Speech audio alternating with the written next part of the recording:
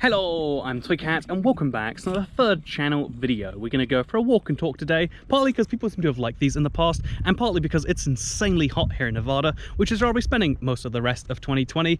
And yeah, I figured if I talk to a camera, then I won't realize how insanely hot I am. But with that said, let's talk about something that is just kind of ever present, word slip there, Freudian slip, but something that's ever present here in the United States, because while I'm here, there is going to be an election. I hear you guys hear about that? There's an election happening in America. Well, I bet you guys haven't been hearing about it non-stop, with whether it's campaigns to vote or campaigns about how bad the other person is.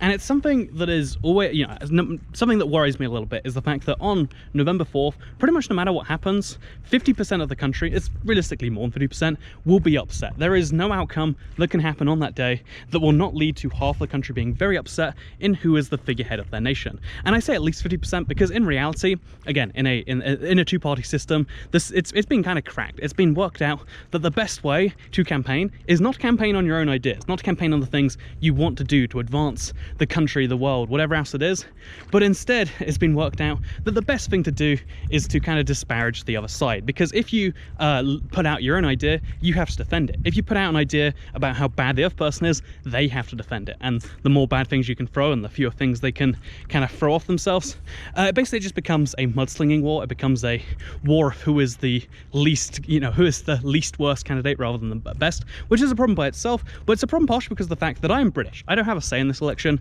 I don't have a vote, and I think that's fine and cool. And that's why I'm not going to encourage you to vote one way or the other, even though technically speaking, the United States is such a powerful country that that election result does affect the rest of the world. But it's the fact that every 4 years we get this same huge thing of people being like, this is the election that is the end of the world or not. If my guy does not get in this year, or if the rather they don't say it that way, they say if the other guy gets in this year, it will be the end of X, Y, and Z. It will be the end of the world as we know it.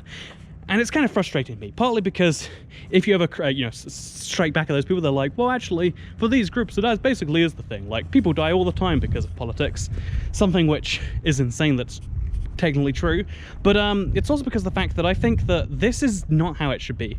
This is not how we should be having these conversations. Partly, it'd be nice if we had more constructive conversation about the ideas, but also I think it's super worrying that there is this much power centralized in one person that people feel this way. Because, you know, let's be honest, the actual president itself does not have a huge amount of powers. The president has the power to veto bills, and there are executive orders, but executive orders are a pretty weak form of government as best I understand. But the interesting thing is that people think the president has all of the power. The power to levy wars and the power to that's fun. The power to levy war, the power to levy taxes, the power to do pretty much anything that you associate with the president is not actually a presidential power. It's not actually something that he or she or they or it has the power to do, right? The president is it's like, again, it's a fairly weak, and it's meant to be that way to be a figurehead. The way it was originally designed, Americans are always big about the Constitution, right? The founding fathers and all that. The way the president was designed was to have a figurehead. The states were, you know, the United States. It's literally called that way because the states were meant to be powerful, and then there was some figurehead, because you always need to have that to kind of represent in international deals and so on and so forth. But instead, what it seems to have become in the election campaigns, even the way both candidates like campaign, is based on powers they do not actually have. You know, like, oh no, Biden's tax plans are gonna really something. It's like, no, they're Democrat tax plans and he will be the president. Oh no, you know, Republican Trump, he's super pro-life and he's gonna make it so that, you know, you can't have abortions. It's like, no, that is a that is a Supreme Court thing. You can't, as the president, you can't overturn this. They're separate bodies. America is a country that is made from multiple forms of government. And the thing that I wish, the thing I want nothing more than to happen from this election, what I want to happen as a result of 2020, that won't happen, is for people to have more serious, rational conversations. One, about ideas they like. Talk about ideas that you like in your candidate. What are they doing that is good for you? I know sometimes, I know in a two-party system you feel like it's compromise. You don't have to, you know, like, you can, it's only a two-party system because everyone thinks it's a two-party system, first of all. You know, democracy means you can vote for whoever you like, first of all. So first of all, let's talk about ideas that we like in a democracy. Let's talk about things that we want to have happen. And second of all, let's at least be realistic when we're talking about how bad it can get under the other person. And also, the other thing, I just want to say this, because there are going to be some people who are young watching this video. There's a huge age range, but some of you, this might be your first election you're voting in, right? So if that is the case, I just want it to be said, more than anything else, pay attention to the dialogue and the words that are used here. Pay attention to the fact that, you know, like the left option is literally a socialist communist, and the right option is literally a fascist.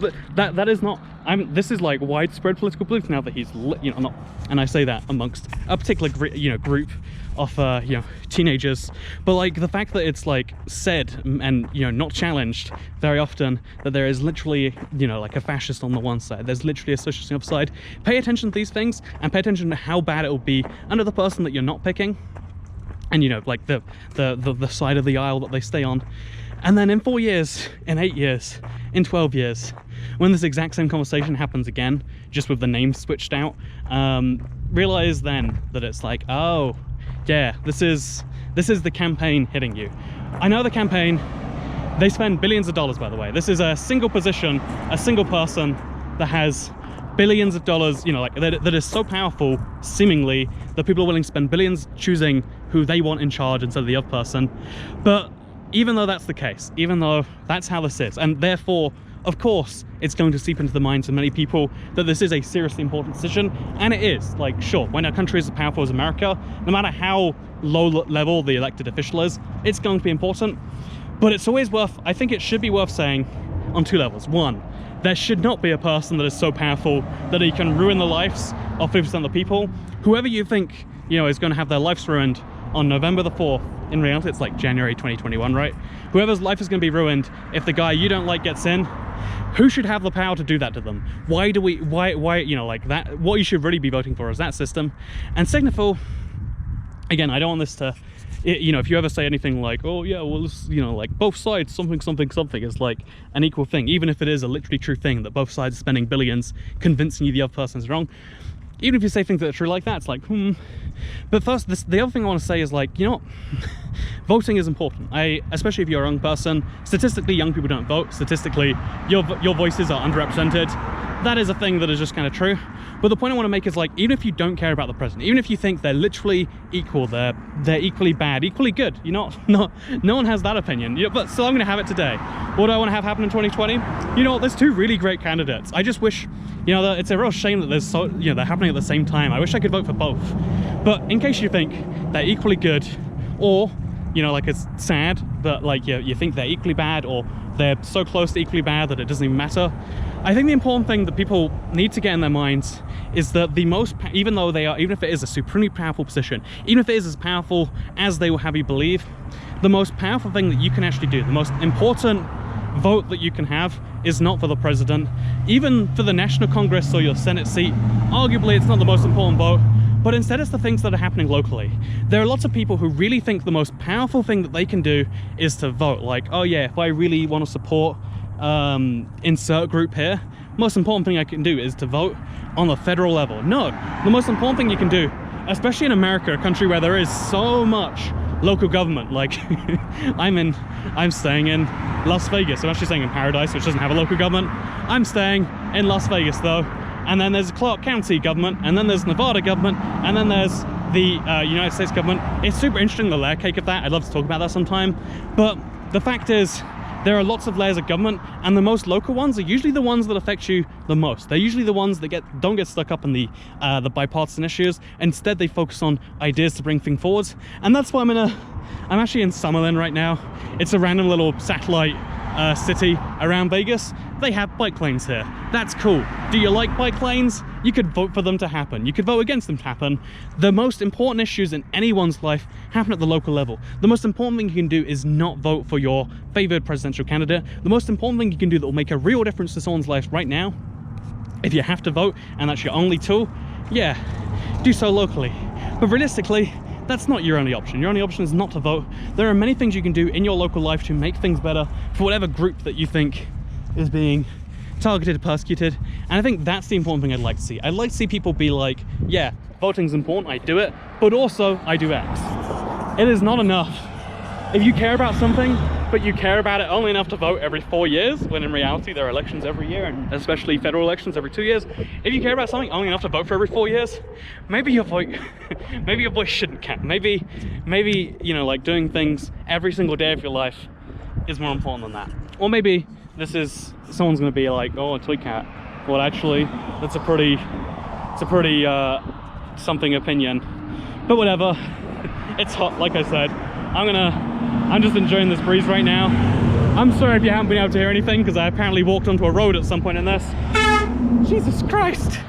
America's scary sometimes, and that's okay. Maybe I can make it less scary, or maybe I could complain about it on the internet. I think if I complained about my least favorite presidential candidate, I'm sure that'd do much more than trying to make this a better place. Anyway, thank you for watching.